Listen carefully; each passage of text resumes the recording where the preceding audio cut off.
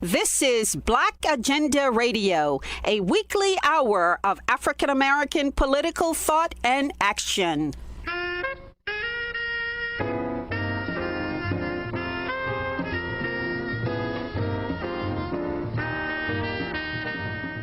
Welcome to the radio magazine that brings you news, commentary, and analysis from a Black left perspective.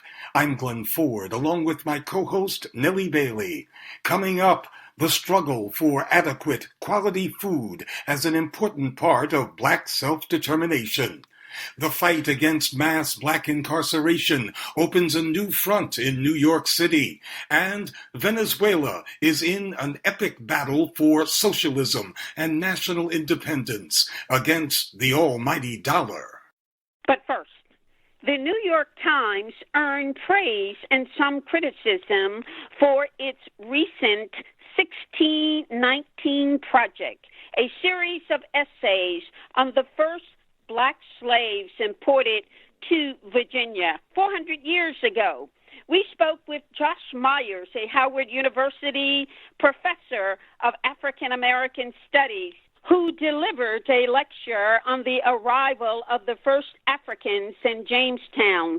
The question we posed to Myers was, if the arrival of blacks as slaves in British America is viewed as the beginning of the Black saga, then the European colonial assault on Africa and most of the world is not part of the history. Black American slavery and oppression is depicted out of context.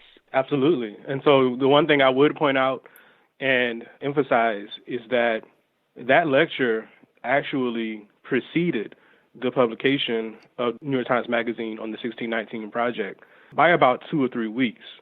And so in many ways, the organization Appeal that invited me to give that talk, we were all anticipating what that would become. And so what is ironic is that, we did the lecture in late July. The 1619 Project comes out a few weeks later. And then another group, Africa World Now Project, actually publishes the lecture. And the way that it entered into the world, it was almost as if the lecture itself was a response. But in many ways, it preceded it, and it still works as a response because these things can be predicted, right? The 1619 Project is an attempt to bring in slavery to a pre-existing American narrative. It is not a disruption of American exceptionalism. It is not even a critique of American exceptionalism. It is an attempt to fold slavery into American exceptionalism. And if you do that, the only thing that you can do from that particular point is see the United States as inevitable. And in 1619, that wasn't true. In the 100 years where African presence preceded 1619, the United States is not inevitable.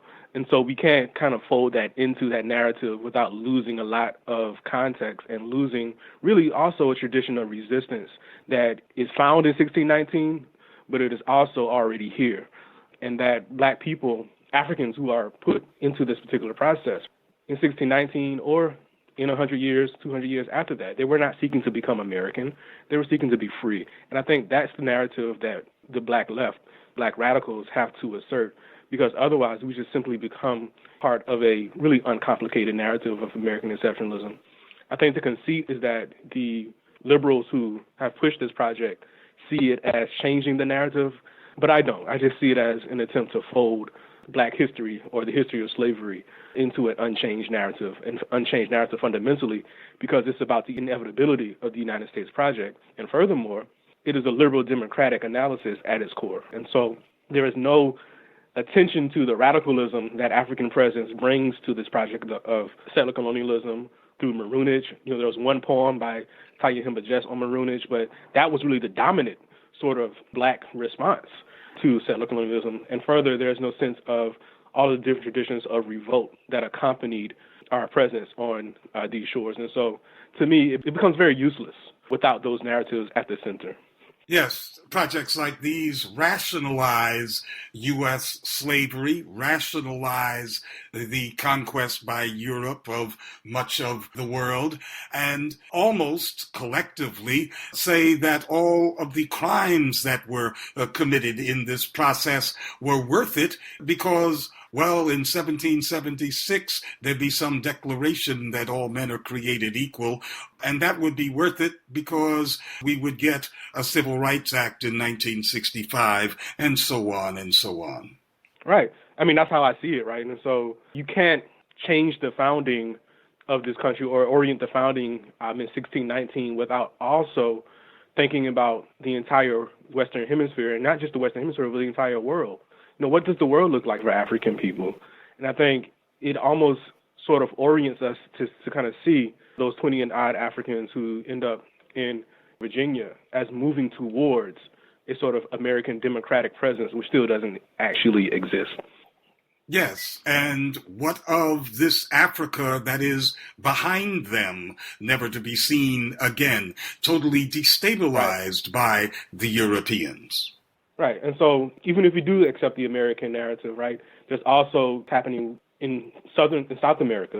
This what's happening in the Caribbean. This what's also happening in North America, which is not only the British, right? And so African people understood that in that particular time. In fact, as someone who we probably both know, Gerald Horne always talks about the enemy of our enemies was our friend. And so sometimes you had to ally with the Spanish, and sometimes you had to ally with the French, not because you loved the Spanish or the French, but because there was a territorial conquest between those colonial powers that African people used to their advantage. What happens to that narrative when we get to the sort of 1619 as the inevitable evolution of American identity, right? And so, yeah, absolutely. Yes, in your lecture, you make comparisons between the finance capitalists of the Italian city-states like Genoa, where Christopher Columbus came from, and today's finance capitalists that we at Black Agenda Report call the Lords of Capital. I mean, finance capital is the origins of this. I mean, I follow Oliver Cox on this a lot, the great Trinidadian sociologist who spent the balance of his career thinking and writing from Lincoln University in Missouri, and challenging a lot of this with his trilogy on capitalism that he publishes in the 1950s. Without finance capital, none of these projects actually work. And the same, like you said, the same finance capitalist structure and infrastructure is what really feeds American capitalism, global capitalism today. And you see it reverberating in terms of how those structures then politically orchestrate everything from Trump's policy around immigration to the sort of extraction of resources that feed the industrial world today. All of those have, of course, implications for how people of color, working class people all across the world live their lives. I mean, it's still finance capital that has to be understood. And I think too often our movements don't think about the banking industries and the insurance industries and how not only were they complicit, which of course we need to kind of hold them to the reparations fire, but they continue to be complicit in the ways in which people live today. Yes, and it's more than just being complicit. Capitalism itself evolved under these conditions, which they created, of rapacious seizure of property and the torture of human beings under industrial slavery conditions, and the securitizing of whole lots of human beings, just like properties are securitized. Yes, you're right. I mean, there is no capitalism without what we've just described. And so I also think about, of course, how the religious institutions, the church, as well as educational institutions like the university, help produce these antagonisms as well. Like they directly benefit and help produce these antagonisms. So if you live in the modern world, you live in structures that are created by this interdiction of African life by Western civilization, and that evolution has to be understood. And I think if we talk about 1619, a lot of that gets obscured, right? We miss how this process actually unfolds with the modern era. And so there's a lot of scholarship as well as radical activism that acknowledges these particular connections that we should honor as well, that we should think with as well. Yes, and you do honor that other scholarship. You refer to Dr. Cedric Robinson and his thoughts on the 1,000-year-long process that led to what we call modernity and the age of discovery, a euphemism for colonial conquest, of course. Absolutely, which if you read the K-12 textbooks that our children are learning from, that becomes a step forward for humanity, right? That's how they frame it. The age of discovery with Magellan and other discoveries, that this benefits, all of humanity, and we know that's not to be true. And so we have to really understand that particular moment. I think Cedric Robinson, whose work, I've been reading and teaching for almost 10 years now. I'm working on a book on his life, literally at the moment. That thrust that he has in Black Marxism, and not just Black Marxism, but in other works like The Terms of Order that he published in 1980. This work helps us, really orients us to understand that this is not just a reaction to what happens in the 17th or the 18th century, that the 17th and 18th centuries are the culmination, really, of a long process that really emerges out of the Dark Ages, or what they call the European Dark Ages. And the whole idea of Western civilization, the whole idea of Europe itself, right, is at the center of the antagonism that then recreates the modern world, that then recreates race, that then justifies the age of discovery, that then produces slavery, that then produces colonialism, that then produces everything else that we're struggling against today. So we're seeing the whole narrative that we see in history books and reflected in modern day political commentary as a kind of rationale of crimes, a kind of saying, again, that it was all worth it despite the death of millions because Europe got rich and so did white folks in the United States. Yeah, well, you see it, right? So you have today liberals who will say slavery was bad, but the Civil War solved it, right?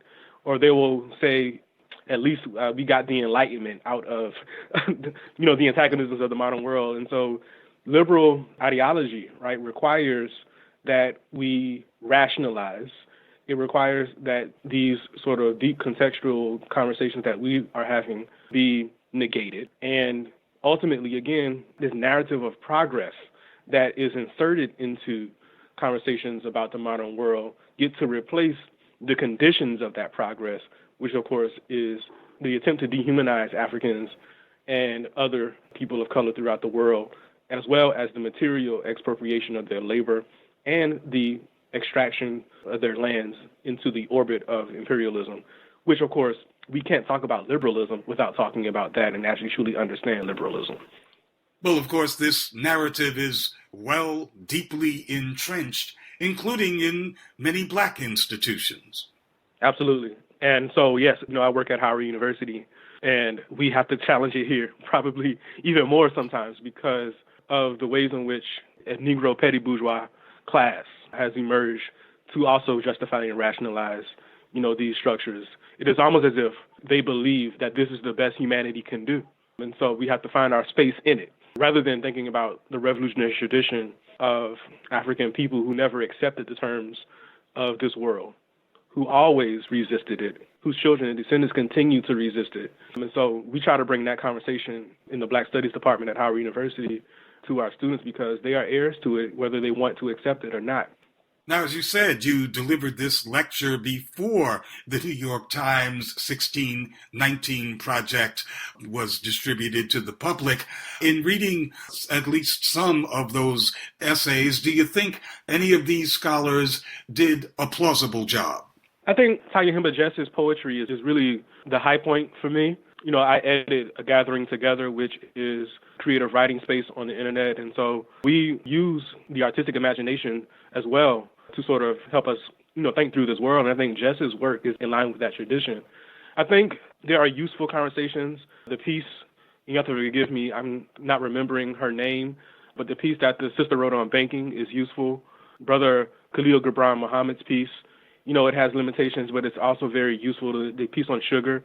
But I think probably the most dangerous piece is the lead piece by Nicole Hannah-Jones, because it sort of she sort of orients the whole thing around her sort of sense of patriotism, right? And so that's the frame that she uses to sort of enter into this conversation about slavery, which is very incongruous to me because it rereads Black history as a history of loyalty to the United States. And I think that's a dangerous proposition. And it's always been a dangerous proposition.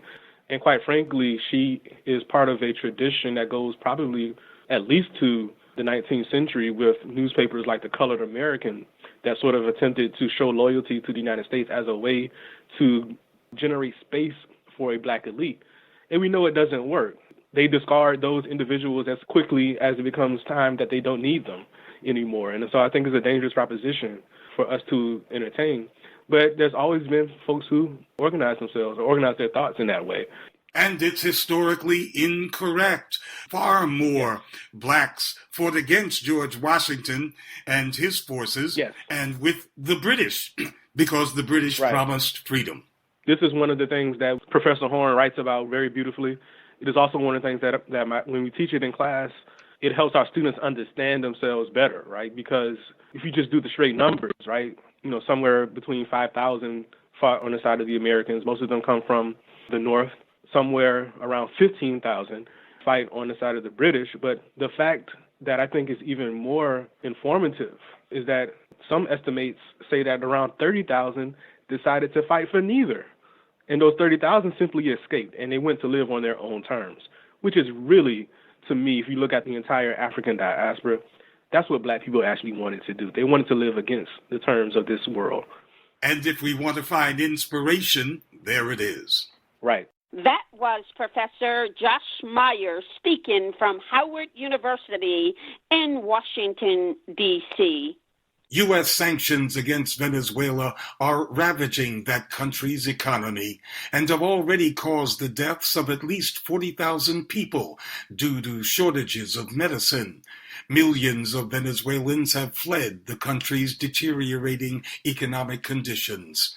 Nicholas Evan Ayala is co-editor of Anti-Conquista, a journal that defends the Venezuelan revolution.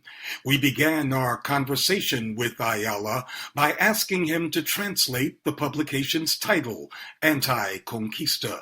So Anti-Conquista is essentially anti-conquer, like anti-conquering. And what we really want to mean when we say anti-conquista is anti-imperialism and the goal of liberating Latin America and really all of the third world from empire, specifically the U.S. empire.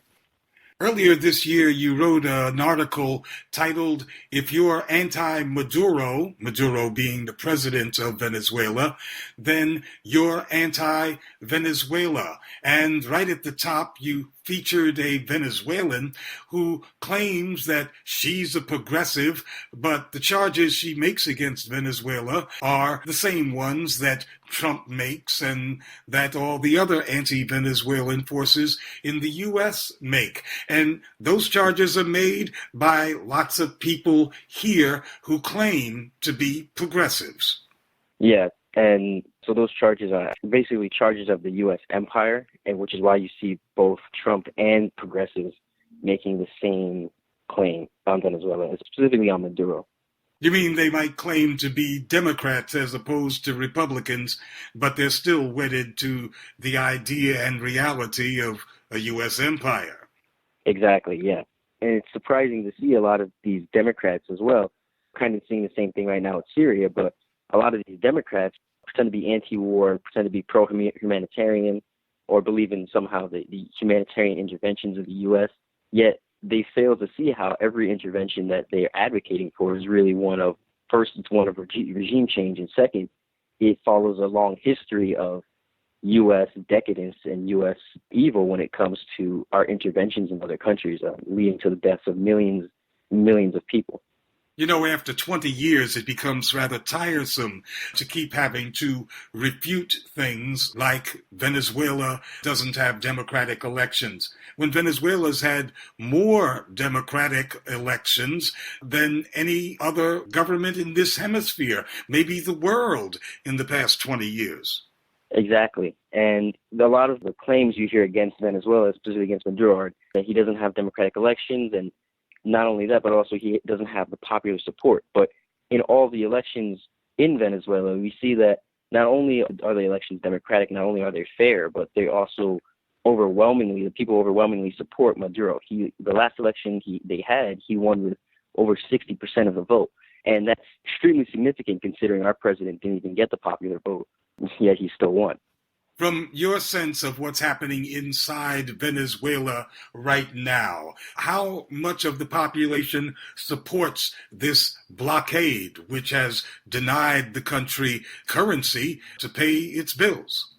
Right now, it's interesting, the politics internally inside Venezuela, because the vast majority of the country does not support the blockade.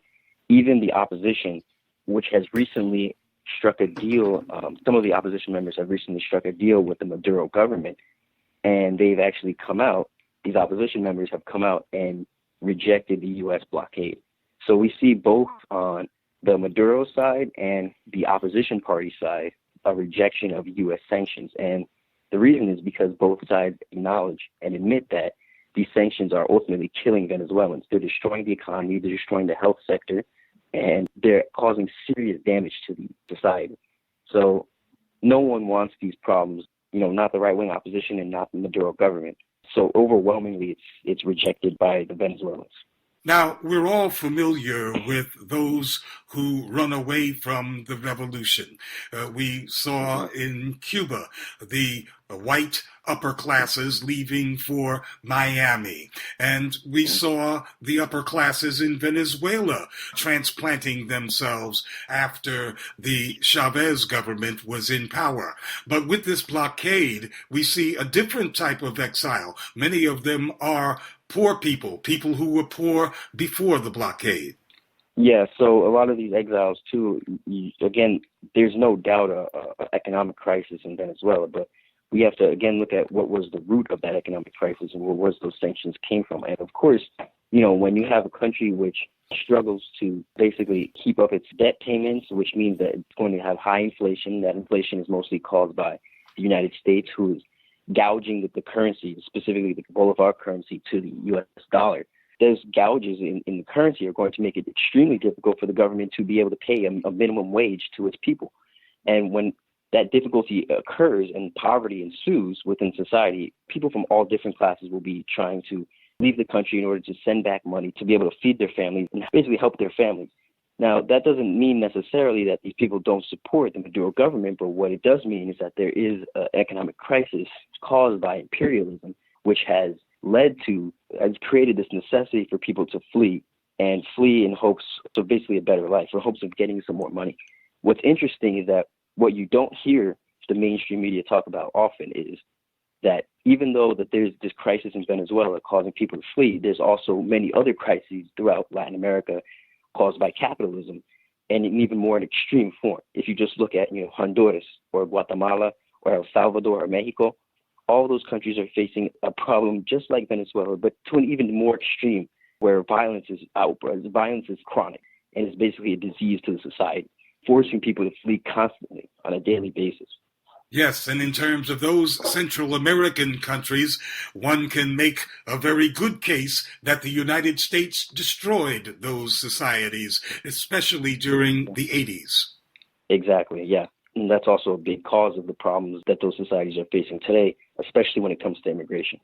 Now, the corporate media here in the United States are very smug in saying that the pink tide has been reversed in Latin America, and they point to Ecuador and Brazil and Argentina and the setbacks that left parties have experienced there. But if the United States invaded Venezuela, some of us believe they'd see a different kind of reaction from Latin Americans. I mean, I would completely agree. I think that the mainstream narrative that the pink tide is dying off is completely false. I really think that it's actually quite the opposite. If you go to Venezuela, you'll see overwhelming support for Maduro, not only in the cities, but also in the countryside. Even people who don't 100% agree with everything Maduro says still support the Bolivarian revolution and still support Chavez's legacy. So in Venezuela, there's a huge disconnect in the reality between what the mainstream media presents and what is actually going on. And I think the same is true for all of Latin America. I mean, we could look at the current protests against Lenin Moreno in Ecuador right now, which are against the neoliberal IMF austerity measures he was trying to implement, showing that people still support these pink tide movements which were left over from the early 2000s. And the same could be said for also Argentina. Again, huge protests against the IMF, support for a new populist president and vice president, Alberto Fernandez and Kirchner. And you see all these revolutions, all these protests happening throughout Latin America, which demonstrate that pink tide is still not gone. People still want a populist government. People still want social reform. But how do you feel when you hear folks like Alexandria Ocasio-Cortez and others who seem to be putting forward progressive domestic positions, but sound very much like Trump when it comes to Venezuela? Well, I think those particular policies are interesting. Again, I always see it as there's the empire, so there's the foreign interest of the empire, and then there's the domestic interest of the empire, which tend to be two different things. The foreign interest of the empire all politicians seem to agree, ultimately, whether they be Democrat, whether they be Republican, or even now the more radical progressives, they all seem to agree ultimately that the U.S. needs its empire in order to survive. Now, in terms of domestic policies, what they hope to achieve domestically differs. But I think what my concern really is more so the international politics. So when I hear people like AOC or even Bernie Sanders talking about Maduro and using the same rhetoric, using the same discourse and language as Trump does, I find that ultimately they're serving the same class interest, which is the elite class interest of the United States empire. And I find that extremely problematic, especially when you're trying to build up a working class in the United States and you say that you support the United States working class, but then turn around and turn your back against the working class of other countries, particularly black and brown countries. And I think what we need is more of an international solidarity between our people here in our country, the black, brown people here who are exploited, who are being used by these capitalists in the country we live in, to garner some sort of international solidarity with the black and brown workers throughout the world. The blockade in Venezuela had a profound effect on the Caribbean. Venezuela shared its oil with the Caribbean under the most favorable terms, and that included Haiti. But with the blockade, that's no longer possible, and Haiti is ablaze. Yeah, I think in terms of the Caribbean and Venezuela's relationships to money, the Caribbean countries, I think what you see is an attempt, particularly from Venezuela, an attempt at basically solidarity with South-to-South cooperation, South-to-South solidarity in ways that would have significantly benefited both the Caribbean nations and Venezuela. However, with the United States blockade, of course, that leads to some significant problems on the part of Venezuela trying to aid these countries, trying to provide this cooperation. And then it also bounces back on societies themselves. So particularly if you look at Haiti right now, again, is another country in significant unrest with a huge national protest demanding that the president resign because the president has been extremely corrupt and has been massacring his people. So in that respect, the U.S. attempting to block and stop this aid from going to Haiti from Venezuela has caused significant social unrest, has caused significant social problems. And again, that's just another demonstration of how dangerous, of how awful the U.S. empire is when it wants to be. Some months ago, we posted a marvelous picture on Black Agenda Report. It showed a crowd shot of the opposition in Venezuela and juxtaposed that with a crowd shout of the Chavista Party. And the racial differences were striking. The opposition party was almost all white, while the Chavista Party actually looked like the multicolored Venezuelan population as a whole. But here's the problem that I have.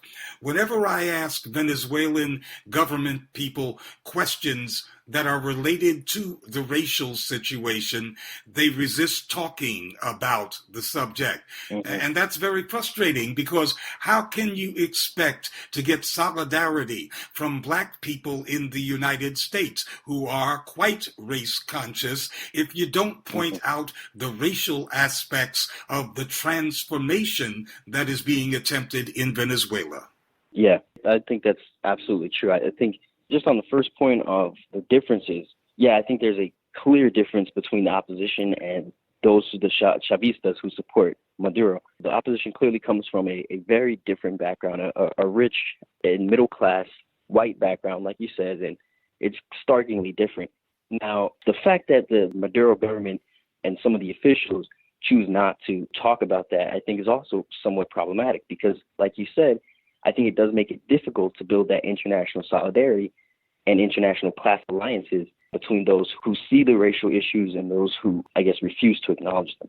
But that being said, I do also think that the Venezuelan government overall has taken many steps to try to acknowledge the descendancy that exists within the revolution. So they do a lot of work, particularly in building up cultural museums, acknowledging, honoring, and dedicating certain statues and monuments to basically Afro-Venezuelan leaders, particularly Maroons, who basically were slaves who freed themselves and resisted against their slave owners.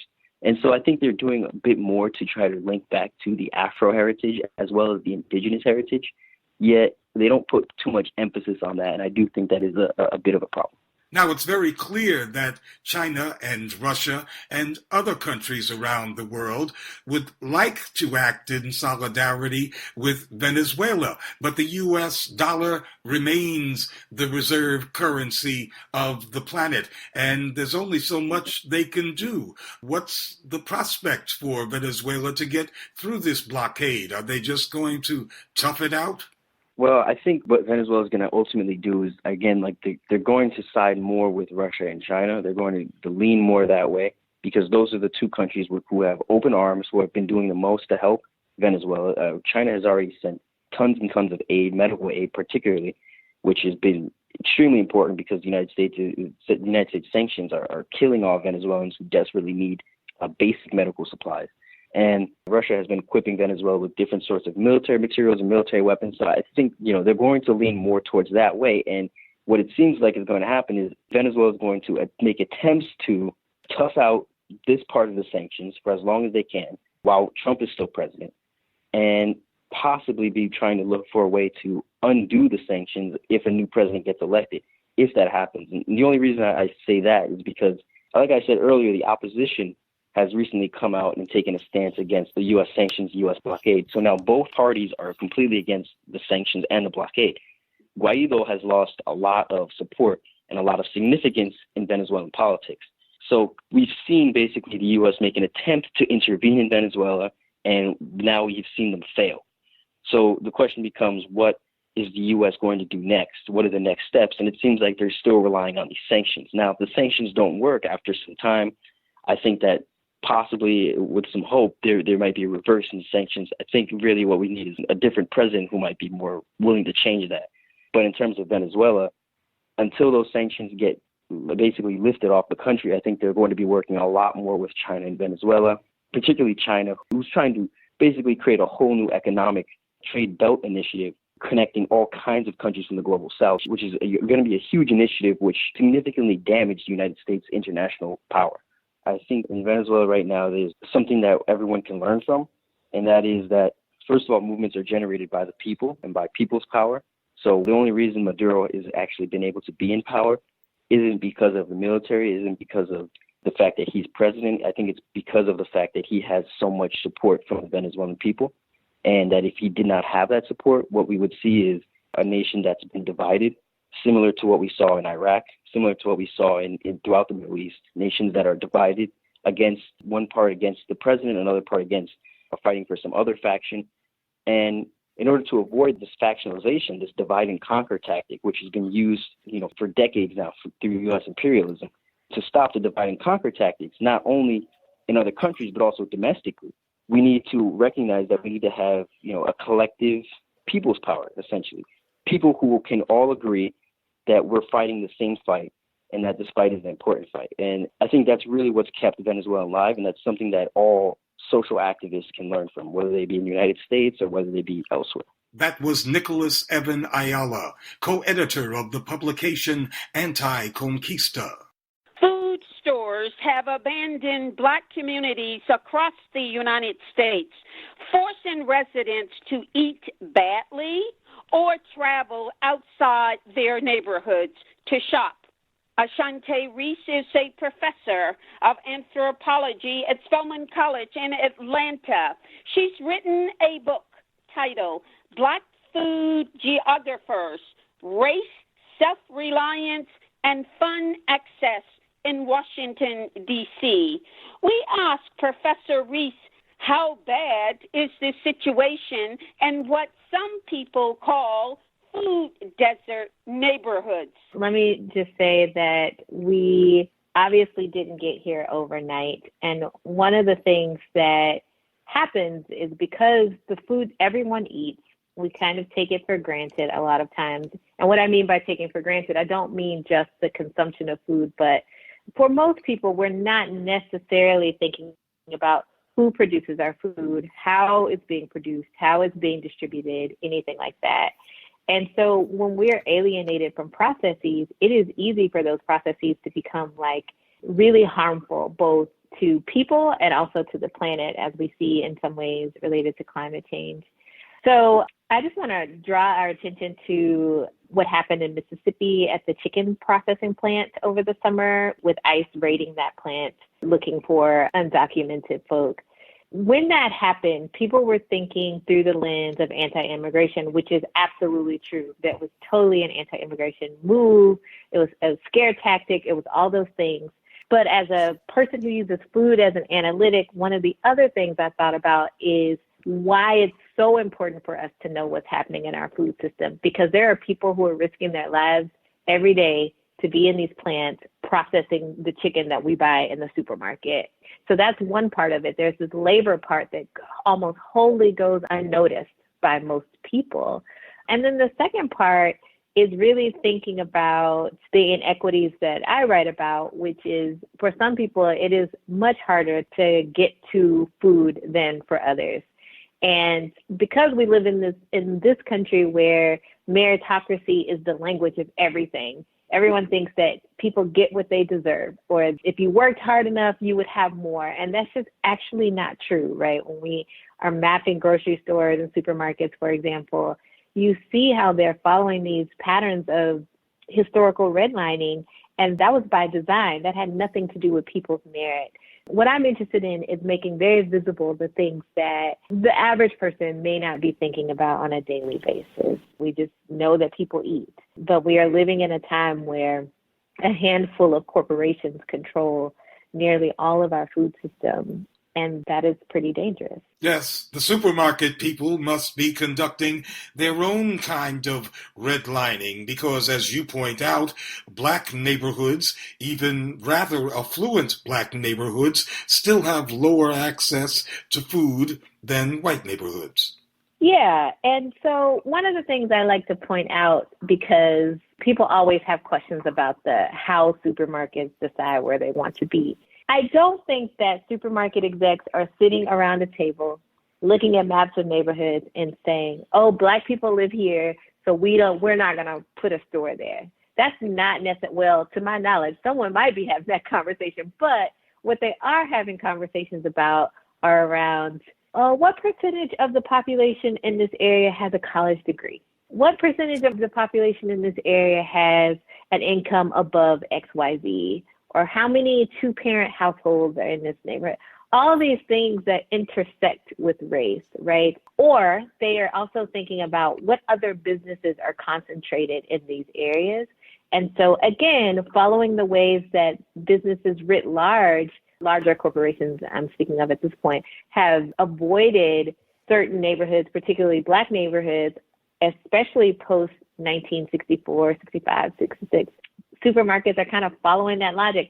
And this is all part of how capitalism works, right? They say they're making decisions based on the market.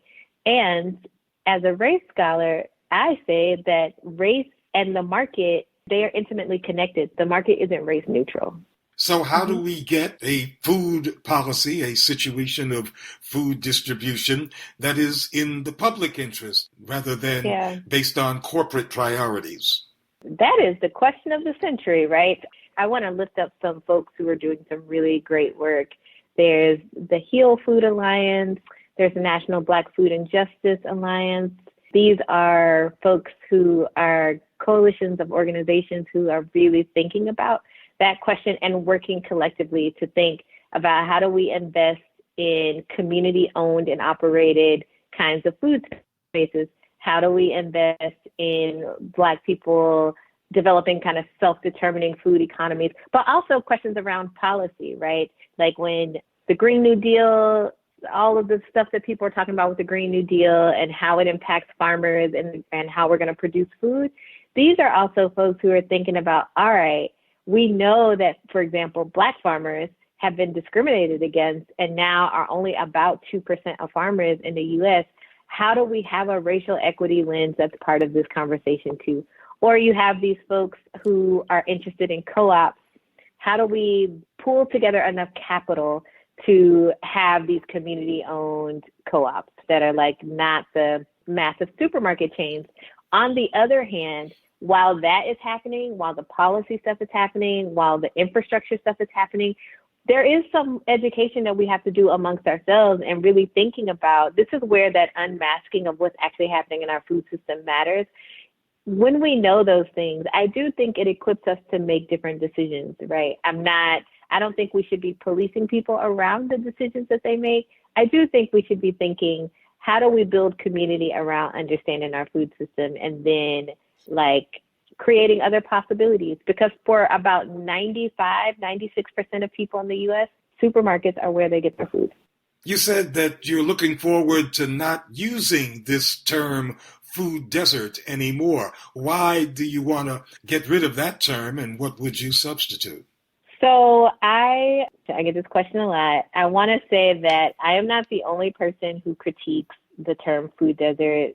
Obviously, I write about it in my book, but there are lots of other scholars and activists who critique this and have been critiquing it. So, if you look in the Movement for Black Lives policy platform, for example, they use the term food apartheid. Karen Washington also uses that term. She's a longtime farmer and activist. LaDonna Redmond. On the scholar side, there are people like Nia Jones who critique that term, and then other people like Nathan McClintock who talk about racial capitalism. So for me, this is a conglomerate of all of us people who've been kind of thinking, sometimes in our individual pockets, but certainly alongside each other, with really thinking about, how the term has been applied and what hasn't been useful. So when people throw out food desert, and especially how it's been used in U.S. policy so far, there is no racial analysis. There is no racial equity analysis. And the assumption is, if we build it, they will come. So often the forlorn conclusion is that we just need to have a supermarket, and that's problematic in itself. And this is partly less about the term and more so how it's been applied. I think the other thing I want to say about food desert that I always often say is that in the focus on this product, i.e. a quote unquote desert, it totally obscures the way that people are already working within their communities, either to access food on their own, despite the failures of the state, or to create solutions within the community. And that's actually much more than what I'm interested in. I'm interested in looking at what are people actually doing rather than putting another label on Black people that points to deficit rather than something that is productive. Yes, if the conclusion is that a Black community just needs a supermarket, and any supermarket, well then Walmart will do, with its low wages and all the other ills that come with that brand. Yeah, and Walmart is such an interesting case. It is complicated. And I will say this too, this relates to supermarkets generally. If you ask people who live in a neighborhood that doesn't have a supermarket what they want is a supermarket.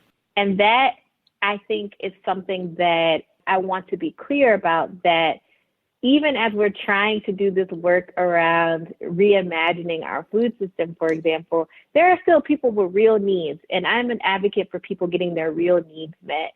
So that means that there are going to be some short-term kind of solutions and these kind of long-term, we're in it for the long haul. And a lot of those long haul things have actually very little to do with food and more to do with how land policies, for example, how space is planned and how it's developed. All of these things that factor into where food is located, where it's produced and where it's distributed and who is consuming what. So there are these larger policies that really are part of the root in tandem with kind of food policies, but policies of urban space in place, for example, those things are really part of the root of the problem too. And of course, in terms of governmental policy, we can't overlook the constant, long-term Republican war against food stamps. Yeah, well, this country hates poor people. And I actually do not think that that's a partisan thing. I think when we look at policy over time and the kind of fluctuation and the constrictions and the assault against poor people, that happens across administrations. And that's an important thing to point out because, again, this is all wrapped up in this idea of meritocracy and American exceptionalism, right? And of course, it intensifies under different administrations for sure. But we don't actually have adequate safety net policies in this country for mostly anyone, but especially for poor people. I mean, the best safety nets are for wealthy people. Would you advocate a food bill of rights? I would like to know what you mean by a food bill of rights. Well, we talk about a bill of rights that includes right to housing. Mm-hmm. We already have, at least on the books, right to legal counsel. People talk about a right to have an effective education. Well, what about a right to food, but not just food in general? I see what you're saying. I think that's something that I would have to think about, because there's this tension between we need some real policy changes, and I'm interested in that. But I think the question for me is always who's shaping the policy and what kind of language is used. So, for example, I wouldn't advocate for some kind of food bill of rights that had requirements or restrictions on what is considered healthy and what isn't considered healthy, right? That is all kind of tied up in a lot of ableist, fatphobic, and white supremacist ideas around health and healthiness. So I have some caution and some trepidation around that. What I will say is when we look at like the Universal Declaration of Human Rights and it talks about food being a basic human right, I would love to see more exploration of what that actually looks like in practice in the U.S. and beyond. And I don't know what that looks like, right? But I do think that we do not take food seriously as a basic human right. You talk about the multiple functions of food stores, not just places where you go to get nutritious stuff to put in your mouth, but the connections that are made between people in the neighborhood. Yes. So I'm very interested in, again, the ways that stores function, but how people are connected to them. A lot of people have stores that they go to frequently. They may see the same people. They may have the same cashiers. And those relationships matter, even if they're not like the most important relationships in people's lives. It's kind of nice. Like when I lived in Virginia, I saw the same cashier at Trader Joe's almost every week that I went. And that was just a lovely experience for me. Now, from the corporate side, of course, they probably think about it as brand loyalty and store loyalty. But for me, it's also thinking about where are these spaces that you run into your neighbors, for example, and get a chance to chat with them, how are your kids, how are your grandparents, like that kind of thing. Those spaces matter just as much as your home space, your worship space, if you have one of those, and your workspace. An absence of those, that absence can be felt, even if people don't know it consciously. So the absence of food centers in Black communities is really a detriment to the overall quality of life beyond nutrition. Yeah, as I write in my book, or as I don't write in my book, I focus very little on nutrition, not actually at all, because to me, whatever nutritional stuff that is happening is a byproduct of these larger processes. And so what I also write about in my book is you see all the ways that people are making lives and making joy outside of these corporate spaces. And I think that's equally important. Like people get together in their homes. People like me spent time in like small community store in the neighborhood, got to know people who came in there. So these spaces do exist outside of these large corporate spaces. And I don't want to overlook that. Like people are really, it's frustrating. And people, again, want to have the same kind of access that they would have in Georgetown. And at the same time, it is not necessarily stopping them from trying to build lives. One thing that I want to say as really a nuance around methodology in thinking about food access, and I was just talking to a class of students about this yesterday. There are some people who study food because they are interested in nutrition, right? Or even they're interested in some form of inequities broadly, but they enter food to study food in and of itself in some ways. And that's not what I do. Food is a lens that I use to understand the ways white supremacy and anti-Blackness work in the U.S. I enter food through the lens of Black people and an interest in Black liberation and understanding that food is a large part of being able to be a fully functioning person who can dream, who can imagine, and who can create better worlds. So that's how I enter food. The reason I say that is because the way you enter a subject influences the kinds of things you're looking for and the kinds of outcomes. So when people read my book, sometimes they're very surprised that I'm writing about far more things that are less about consumption and more about how people are moving through the world and the role that food plays in that. And that's because I came into this through an interest in Black liberation and Black people. And that's the center, and food is the vehicle through which I get to explore those things. That was Professor Ashante Reese speaking from Spelman College. Activists in New York City are trying to prevent the construction of 4 new prisons in the different boroughs of the city, designed to replace the jail cells that will be lost when the infamous Rikers Island jail is closed down. The No New Jails movement says now is the time to phase out mass incarceration, not to replenish it. Ben Induga Kabuye is with the Black Alliance for Just Immigration. There's over 50 cities that are building new jails, and one in particular in New York City, there's 12 new jails being built for $11 billion. And a decision to do that is happening literally in 3 weeks. They're going to build out a new Rikers-type complex, a Rikers 2.0, in Black neighborhoods where there will be jails everywhere. And we're fighting that as part of a broader coalition called No New Jails NYC. And people can see more of our information on any social media site, No New Jails, on our website, nonewjails.nyc, because we basically put forward an agenda that says, as Khalif Browder has died, Layli Polanco has died, people who are continually dying in Rikers and in other jails in New York City, we are now at an opportunity, and we are able to close Rikers without building any more jails and use the $11 billion. It's not for jails, but for the needs of Black communities. And this is part of coming out of Black August, that this is part of we're trying to be connected and rooted in the abolitionist tradition, that jails and policing are a product of enslavement and capitalism, and they do not make our communities safe in any way, and in fact increase violence in our neighborhoods. And we're more than able to close Rikers without building any jails, especially since 7 out of 10 people who are held in New York City jails are there just awaiting their trial. That was Ben Induga Kabuye of the Black Alliance for Just Immigration. Dante Mitchell is a prisoner of the state of New York. In this report for Prison Radio, Mitchell asked the question, what kind of society are we? I'm currently in the Bennington College Prison Education Initiative program here at Great Meadow Correctional Facility.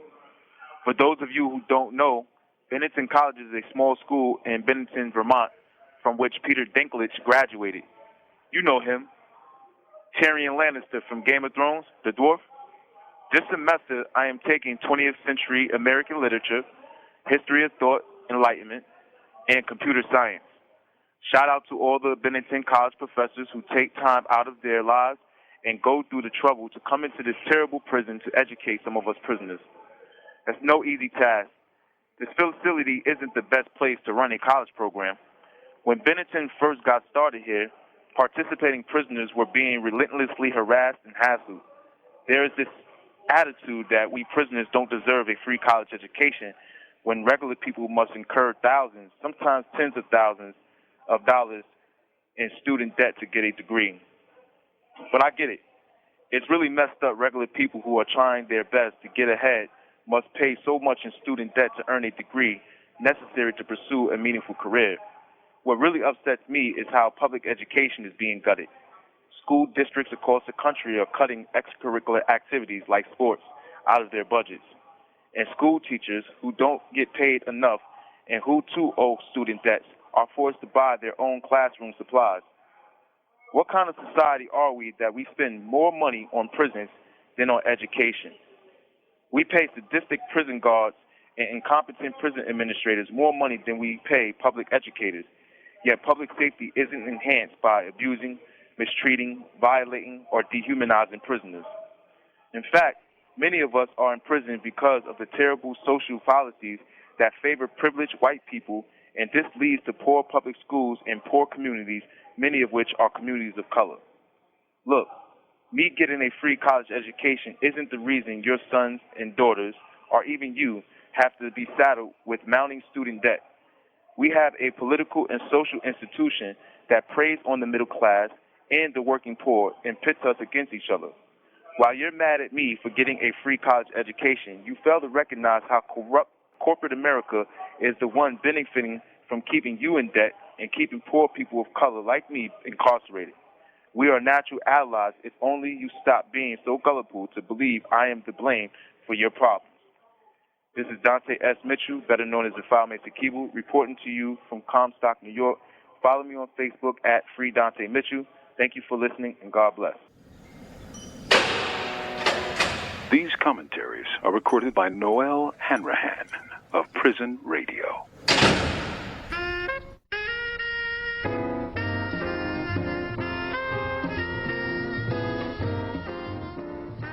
You've been listening to the Black Agenda Report on the Progressive Radio Network. Information for liberation.